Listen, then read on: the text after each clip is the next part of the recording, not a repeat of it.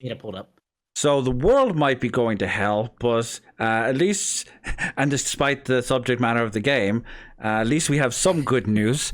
And Hades 2 just stealth dropped in early access, and it's bloody amazing. So we don't have solid sales numbers just yet, but apparently the game is hitting double the original's current player count, with over 100,000 people playing it right now. When I went onto my activity feed on Steam, it was like da da da bought Hades 2, da da da bought Hades 2, Nimicry bought Hades 2. Then I proceeded to buy Hades 2, and then 5 other of my friends immediately bought Hades 2 because Supergiant Games, Supergiant Games, just everything they've made is absolutely golden. Transistor, my favorite game of all time. I grabbed this the moment it came out. Fucking amazing. Nim. Yes, okay. So you sent me a message, and I was like, "Hey, guess what dropped?" You know, because I was trying to figure out this video thing that I was doing. Used music from an old game, and I couldn't figure out where it was. And words like, "Oh, look, we'll get to that in a second." This just stealth dropped, and it was Hades 2. I was like, "Oh wow, cool! I didn't realize I was going to spend $30 right now." And then I did, and then I played it, and then after I got done with my homework, I played the game for 8.5 hours last night. Just doing it. Who cares about my college degree? I gotta play. No. I already finished my homework. It's fine. That's good. Let's keep I already did. I'm a week ahead, and the class started yesterday. So do not drop out of school to play video games, kids. No, that's bad. But the thing that I was gonna say is that this game is absolutely fantastic. I think you used the phrase, it was late access as opposed to early access. Yeah, because there's a couple different areas, and I don't want to get into spoilers, let people do stuff. I will say that some of the later bosses I feel need to be tuned a little bit better, because unless you go with like a full offense build, they seem to be damaged sponges. And I've noticed that a little bit. It's weird not having some of the gods I was used to in Hades, having some of their abilities. But you know, it's one of those things you get used to it, and they do have a lot of returning characters, which are pretty wonderful. As much as we are praising the game, yes, there will be slight spoilers. It is in early access. The game is not complete. I would say it feels like an 80% complete game. It kind of just drops you straight in without any explanation of past events or the story. So I feel like there's probably like a bit of intro stuff that needs to be. As you play, you do actually get some of the past. You do, but it's very, very quick in there. And I won't be surprised if they keep some of the bigger story reveals for the full release. That's what they did with the first game. And when the original came out in early access, it was much more barer compared to what we eventually got. But this right off the bat is, you could go into this if you're a fan of the original, just buy this. Just buy it. I'm not even going to argue. Just buy it. There's so much here that you're going to enjoy it as a full game. It is not complete, but God, if they released it as it is now and just added the final story beats, it would already be perfect. It would already be a 10 out of 10 game. As you said, some balance needs to happen, but other than that, which is the entire point of early access, to refine that stuff. But I don't even know what they could add. If I had to mention, just with a couple of things, there's some of the enemy attacks. So I'm used to the timing in Hades 1, right? And some of the attacks seem to linger a second or two longer than they would in Hades. And maybe that's because the player base got skilled, obviously, with that.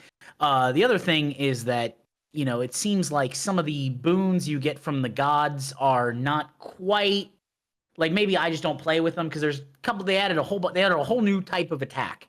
So that's, and one of the cool things about Hades was it was literally 4 buttons. You had your special, your attack, your dodge, and your cast.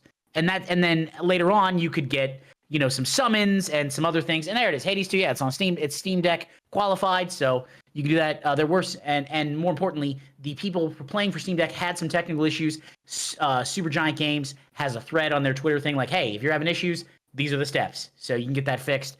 Ultimately, I like the game. Now, Thumb, you had said before the show that, and this is going to sound like blasphemy. Are you trying to get Thumb cancelled off the internet? But no. It's good. This is outrage-free discussion. Right. So Tell we're that to my gonna last see video. I was going to say, Thumb, you shared with us, I believe that you weren't the biggest fan of Hades. It's just I bounced off of it. I'm sorry. I know it's a classic. I know it's amazing, but I'm not a fan of roguelites. I'm not a fan of repetition as a game mechanic. And so, yeah, that was one of the reasons I just didn't stick with it. I urge you, there is a mode in it called God mode. And basically what it does, this is designed for people like you. Anytime you die, you get a damage reduction buff. So you basically take less damage each time you do it. I urge you to just play through the game with that turned on. It's there for people who don't want that frenetic challenge. Yeah. And that's completely fine. I don't want to play through Dark Souls games because I just don't enjoy the gameplay loop. It's just not for me. But I'll play Bayonetta and Stellar Blade for days because the combo loop is very satisfying for me. There is something very special in that game if you allow yourself to. And I know I feel like I'm trying to convince you, but there's nothing like it. This company just play all their games. Just buy all their games. Steam Deck performance absolutely flawless. This game is running at 30%. You can set the power level of the Steam Deck in order to save its battery. Oh, that's and cool. I have this reduced down by 60%. It currently has a battery life of over 7 hours and still runs at 90 FPS. Absolutely perfect. This game is optimized to hell and back and is absolutely phenomenal. Just if you liked Hades 1, go and buy it. And the thing I gotta say about Hades 2 that I like is the weapon choice seems pretty good so far. I haven't found a bad weapon. Unlike the first one, I didn't like the bow all that much. And I think that I like the fact that the gods are very stylized and they look different from the first game, which makes sense because you're gonna see Zagreus and Melanie, I forget exactly how to pronounce that name. They'll see the gods differently because they're different people with different experiences. So it's really cool that Hestia, probably my favorite, is this is a thicker woman who's kind of stout and she's got embers and torches and everything, and she's the goddess of the hearth. And so she's always very sweet. And then there's Demeter, your maternal grandmother, who's always very kind of cold but slightly warm to you. You've got Zeus and Poseidon and Hephaestus. And Hecate has a 6-pack for some reason. Yeah, listen, everybody in that game has not skipped an ab day, except for Hephaestus. And even then, he's probably ripped. He just and like Hypno, ate or something. Who's just asleep. Hypno is our sleepy king, and we love our sleepy king, right? I haven't woken him up. He's just there, just napping away. And it's fine. There is also there is a hot spring. There is a hot spring in the second one that you can unlock and give people bath salts, and it is absolutely seriously. Yes, it is. It's funny because Odysseus is in the game, and Odysseus very famously in the Iliad and the Odyssey had a weakness for witches. Now that's a real funny one. If you guys get a chance to do that there, that'll be for our literature and history nerds. Very good. If this was any other game, I would be like, ugh. But this is Greek mythology, and those dudes are literally famous for their bathhouses. So I think I can kind of excuse it in this instance. Greek mythology is like horny the religion. If you ever look at that stuff, it's literally people having sex, lying, cheating, killing each other.